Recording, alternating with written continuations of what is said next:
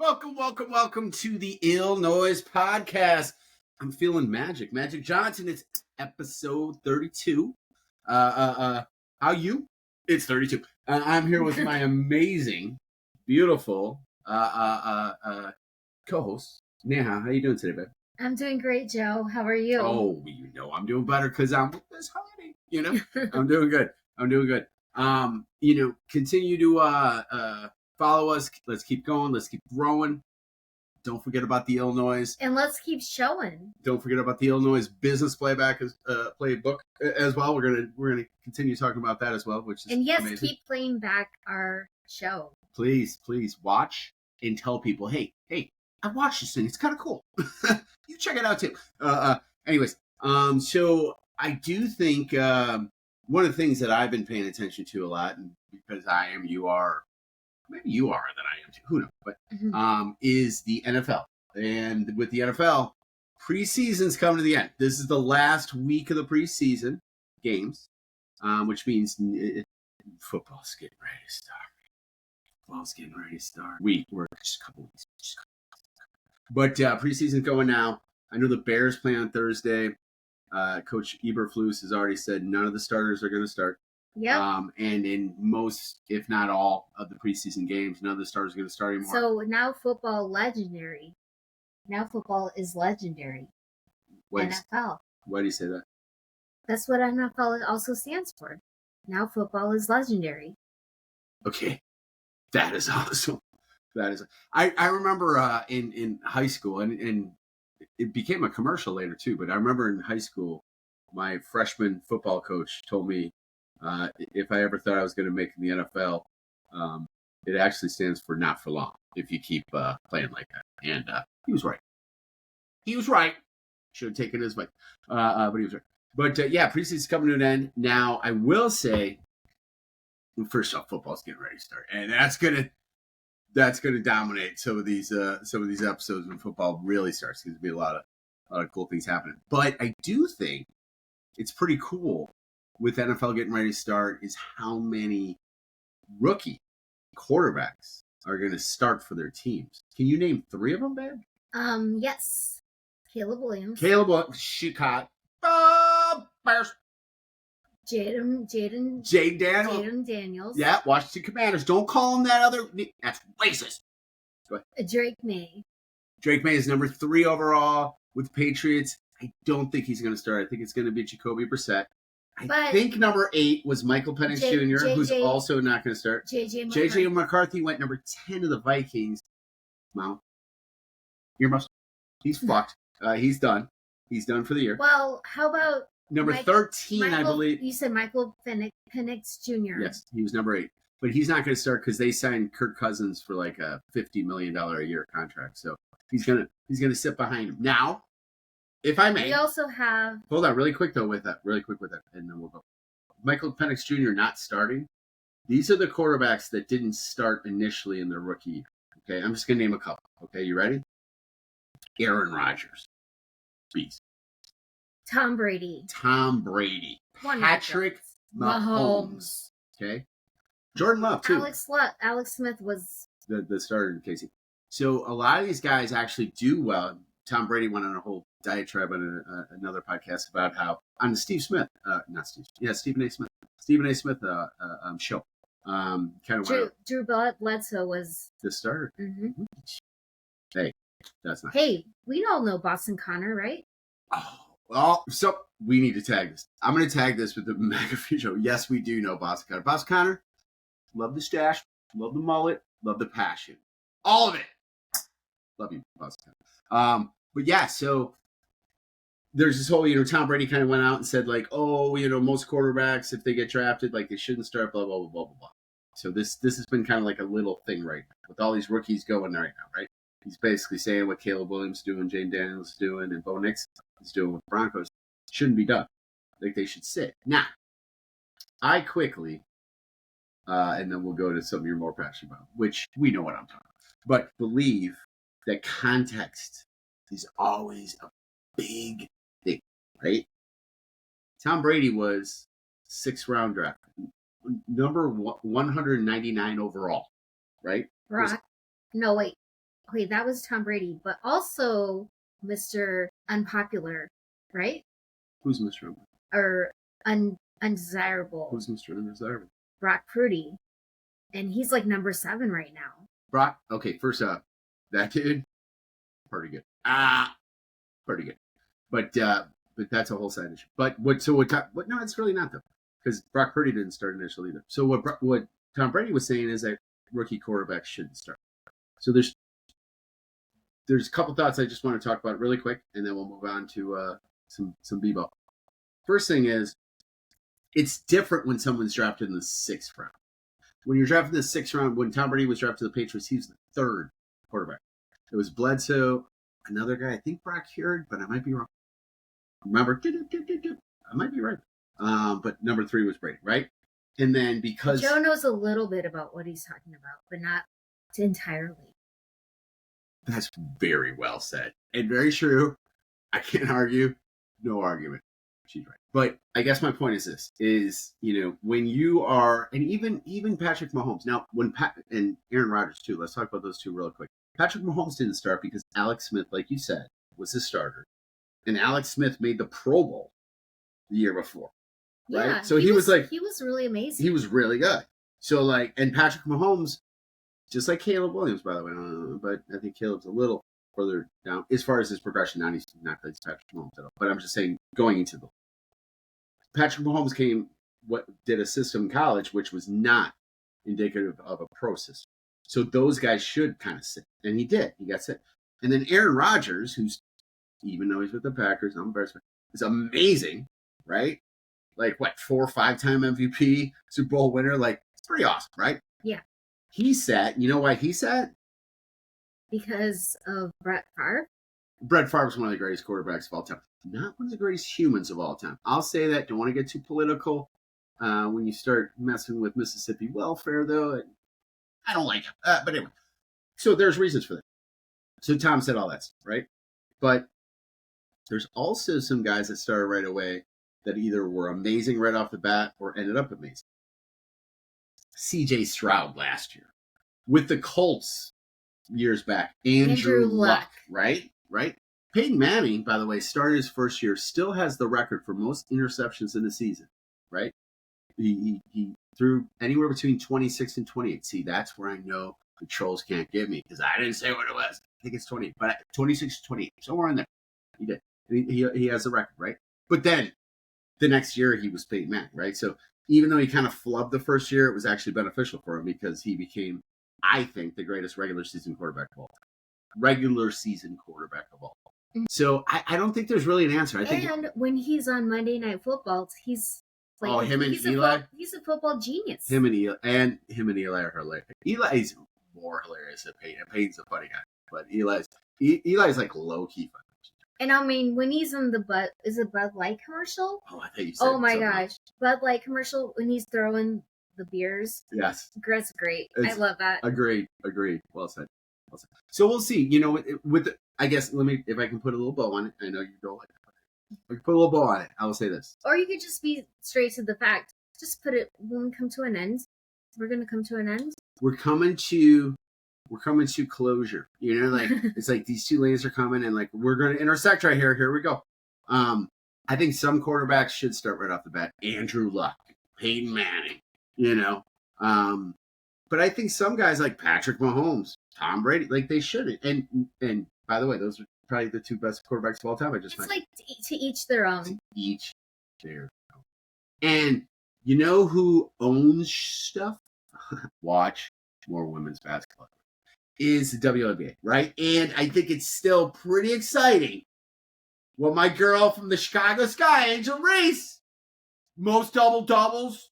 Leading the league in rebounds, baller. Actually, I think it's Caitlin that has the record for the most double-doubles in the season. Not even close. Nope. I argue. Okay. Yes. Angel Reese has more double-doubles than Caitlin Clark, and it's not even close. I think Caitlin has most assists. Well, I think it's assist double-doubles. Yeah, well, that's what we're talking about. Yes, so maybe points and rebounds is also double. Assist. So this is where there's a little crack, not butt style, but there's a little crack, not drug style, there's a little crack in your argument. You're right. She's got the most assists, double-double. But my girl Angel, she got the most points and rebounds, double-double. But Caitlin, yes, she's the quickest WNBA player. Yes. Overall. To establish the most to get to 400 points in a season. No, that's not true. Really? To get to 400, I can't imagine that. Fastest player to 400 points. And 200 assists. And 200. That's a key. She's looking at notes, everybody. So y'all know. That's a key. It's not 400 points. No, there's plenty of people that scored more points per game than she did. But then you add the assists? Of course. No, Caitlin's a baller. And I'm wearing this shirt because of Caitlin. Because Caitlin brought me here. You know? Like, I got nothing but love for Caitlin. But you got to show a little love for Miss Angel and Chi-Town as well. Caitlin was the spear. She was the one that speared. I know, but Angel might have been one of the ones like holding the spear though. Like, I mean, if there was no Angel and it was just Caitlin, it would have still happened. I don't think we want to go there. Let's go there. I don't think. Let's go there. I don't think you want to go. Oh, you don't want to go there? Are you saying you're scared? Well, let me just say this, and then let's put a bow on it. Let's put this. You said you have a bunch of records that Caitlin's done over there, right? Sure. Do you realize she's already has more turnovers than any player that's ever played in the WNBA, and there's still almost 20 games left? What I mean by that, and a turnover for those that aren't maybe into the basketball thing, not like this guy. Yeah, not like that wonderful woman. It's like an interception. Yes. She basically said it's like, here, other team, take the ball. That is the greatest analogy ever for an assist. Or for a turnover. It's like, here, Joe, you're the other team, take the ball. That is the greatest. It's like, take the ball, other team. That is the greatest analogy. You deserve a big. Can I give you a gold star later? You mind? I have a couple gold stars. Can I give you one? Sure. Well, you deserve one. But also, to finish off our women's college basketball, amazing balls talk is the fact the WNBA Rookie of the Year talk. Yeah, I think Caitlin's gonna win, quite frankly. But what I would that's what I'm just trying to say. What I would love is for there to be co-rookies. It happened in the NBA. And again, I know more stats about the NBA, but it happened back. When it happened in NBA, what year was it, and who were 94, 95? It was Grant Hill and it was Jason Kidd, both Hall of Famers. Jason Kidd, one of the greatest point guards of all time by far. Won a championship with the Mavs, but was a beast with the Mavs and the Suns. And then was kind of old when he won it with the Mavs. He won it when Dirk Nowitzki led the team, and they played against this team called the Heatles, the Heat, that had Dwayne Wade, Chris Bosh, and LeBron James, and he beat him. And Jason Kidd was not the best player on the team. It was Dirk Nowitzki. But Jason Kidd, and then Grant Hill, who for the first 7 years of Grant Hill's career, he was on pace to be one of the greatest players of all time. Then he got hurt. And then he still played another 12 years, limited, but still impactful. So, yeah, that was the last NBA co-rookie of the year. I would love it to be Angel and I would love it to be Angel and Caitlin. So Caitlin still is there was one year Peyton Manning won the MVP, and I think Barry Sanders might have shared it with, so it was like co-MVP, and it's still that counts as one of his MVP. It's not like, oh, you got 4.5 MVP, it's like, right. Oh, you got 5, that's still your MVP. You're just sharing with. But there was one stat that Angel could most try to get this. She is the only rookie that has gotten a triple double. And I think that is just. Yeah, but that can't again, that can't what Angel Reese is doing again, and I love Caitlin. That's my girl, and she's been amazing. Okay. Hopping off the ball a little bit too. What did I say she didn't work on during that break? Remember when she didn't make the Olympics? She had a month off. I said she had to get stronger. She had to get a floater. Yeah. She did both of those. She seems like she got a little stronger. And I think she is doing better on lessening the turnovers. Well, it was the first game after the All-Star break. I think she coughed up the ball 4 times, but she's had 5, 6, 7 turnover games. So That's so. And by the way, she had 10 assists in that game. So if you can go like a 10-4 ratio, it's not ideal, but it's not bad. So like she's doing all right. Yeah, like 10 assists is a lot of it. She's on pace to break the record for assists per game for anyone that ever played in W, which is amazing. I heard somebody and then we'll move forward, but I heard somebody say the other day that we've been sitting around with Caitlin and then saying like she's like Steph Curry, and with shooting at times like she kind of looks like it, but and you'll get this, but for those that really know like the NBA game, they say that she's basically John Stockton. And by the way, John Stockton is one of the top 3 easily point guards in the NBA ever. And so for people to be comparing her to him, that's a good thing. That's a big deal. That's like really showing her love and props. So John Stockton led the league in assists per game like 7 years in a row and has the most per game average, and she's going to do it. So I love that. And so I hope she can keep it going. I still, again, not just because she's from Chicago, just because I have love and respect for, for these rooks. Like, don't discount what Angel Reese is doing. She's got the most doubles. Well, she's not actually from Chicago. No, but she played. She plays for she got drafted. Michael Jordan wasn't from Chicago either, but he will forever be a Bulls. Be a Chicago, right? Frank Thomas, wasn't. He's from fucking Georgia, and he played for my beloved White Sox for over a decade. He's always a Chicago. You know what I'm saying? So. Is he your favorite White Sox player? I think he's the best White Sox player I ever got to see play. My favorite, Carlton Fisk, Pudge, the catcher, the White Sox for over a decade. He's up there. I don't know. That's weird. Oh, Blackjack McDowell, the pitcher. He was right up there too. It's not like the Bulls. Like with the Bulls, it's like I have a top 3 for Bulls. I know we're switching, so you're asking about Chicago. Number 1's obviously the GOAT, right? Number 2, even though he's been a little BITC, we'll stop there. Scotty. Number 3, you saw him too. Pretty amazing. About 10 years ago, he had a 3-year run with the Bulls where Rookie of the Year, Beast, MVP, and then he got hurt. But he's from Chicago. Derrick Rose.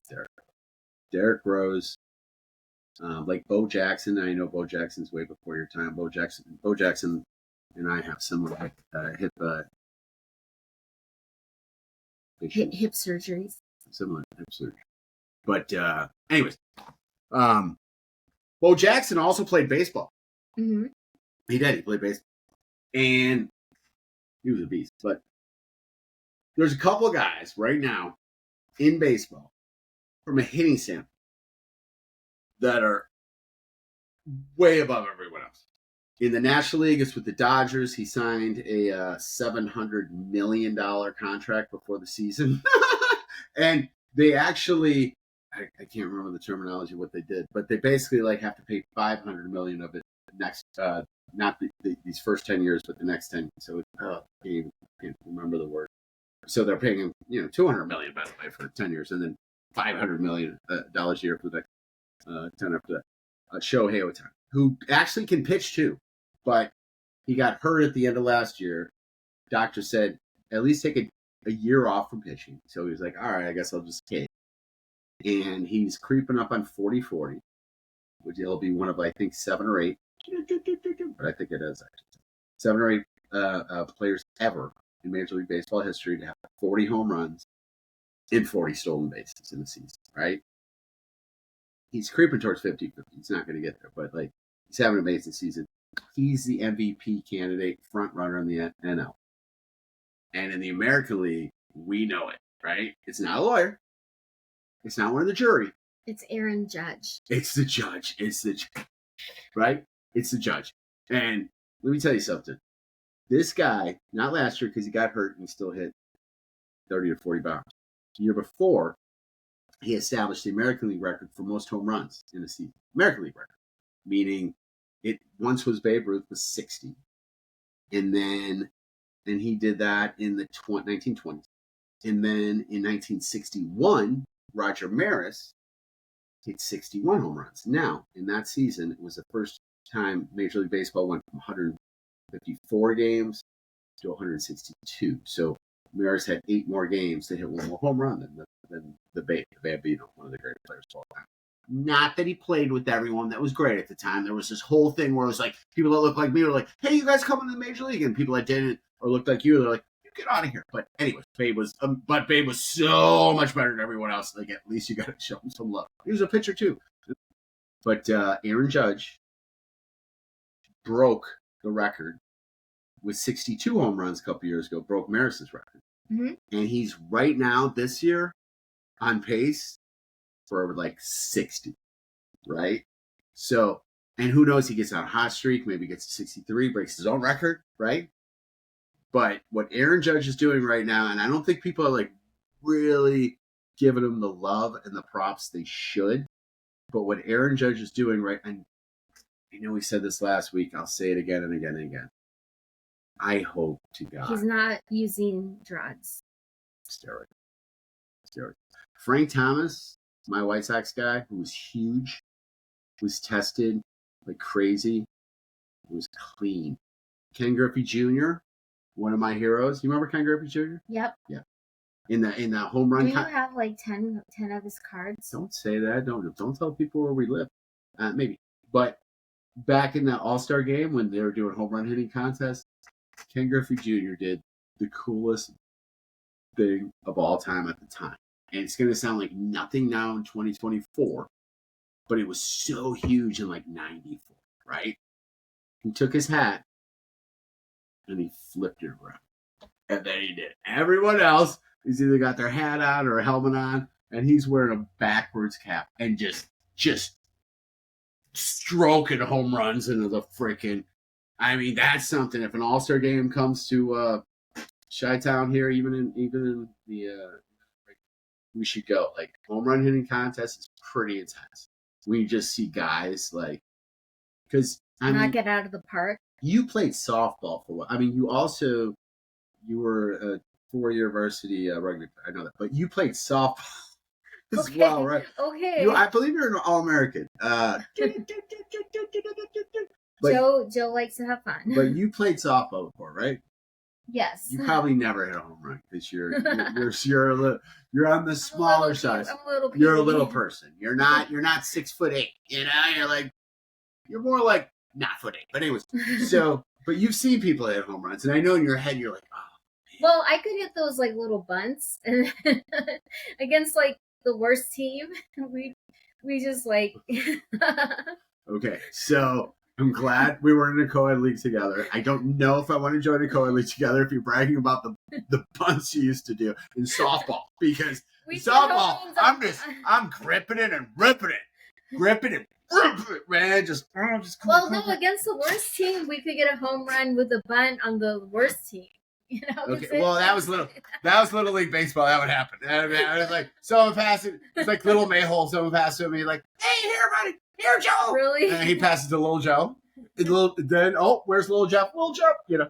Little Steve. Yeah. But, well, anywho. Aaron Judge. Judgment says, you rock. So, it is time for my favorite part of the section here lately, man. Something I really dig. Revisit. I am solely enjoying it. Like, I've been doing this for a while, and I am ready to do it again. So this time for movie revisits, we go. You know what? I don't want to do it this time. I want you to do it. What do we got, man? So we are going in the direction of a rom-com. Rom-com. That's why I'm doing it. Oh, yes. Well, and actually this is the one that Joe likes. How to Lose a Guy in 10 Days. Yes, you liked it because it has one of your favorite stars, Matthew McConaughey and Kate Hudson. Kate. So basically, Kate Hudson is a Goldie Hawn's daughter. Yes, and Kurt Russell, right? Not her biological father, but basically her father figure. Yeah, right. So, anyways, Kate Hudson is a magazine writer. Yeah, she writes a column that basically says how to lose a guy in 10 days. Right. Matthew McConaughey is a player. is the guy. Yeah. And he does a bet with his coworkers or his guy friends. Yeah. That he can make her fall out of love with him, right? Or fall in love with her, or I'm not sure what his bet is all about, but she is supposed to pick a guy and break up with him in 10 days. Yes. How to lose him in 10 days. Yes. And so Matthew McConaughey is the guy.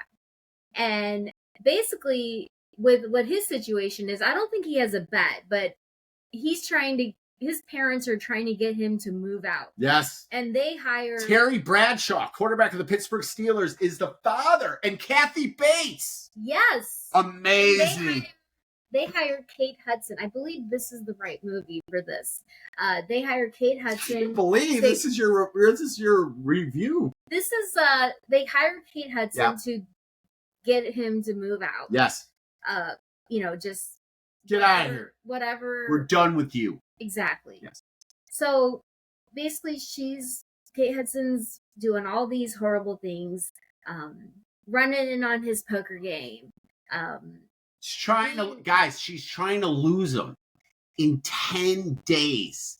Hence the movie. The biggest scene is they're almost at the end of the 10 days. That's it. They're at this dinner and they're singing "You're So Vain" by Carly Simon. And it's intense. How does that go? How's that sound? You're so vain. How's that sound? You're like, you're so vain, and they change up all the lyrics, and it's hilarious. It's hilarious. And then at the end, they just like, you know what? We don't want to break up. We want to be in love, and yeah. And they fall in love. They fall in love, and they're happily ever after. You're so vain, but we love each other. The end. Wow. Yes. So, out of 5 claps. So, like, if you liked it, if you liked a little bit, you say 1 clap. If you liked a little bit more, you say 2 claps. If you liked a little bit more than that, you go 3 claps. I give it 1, 2, 3, 4, 5. Out of 5? 1 less, so I give it 4. Oh, so you went 1, 2, 3, 4, 5, and then 1 less. Yeah. So you give it 4. 4 out of 5. What do you give it, Joe? Well, I want to give it 420. But that seems too much. Too many. So I'm going to say, and it's interesting, and I know we're getting ready to end here, but it is interesting because you have to, like, judge a movie based on the actual movie and where it kind of fits. Not like, it's not Citizen Kane. It's not Goodfellas. I get that. But of the kind of movie it is, out of 5, I give it 3.5.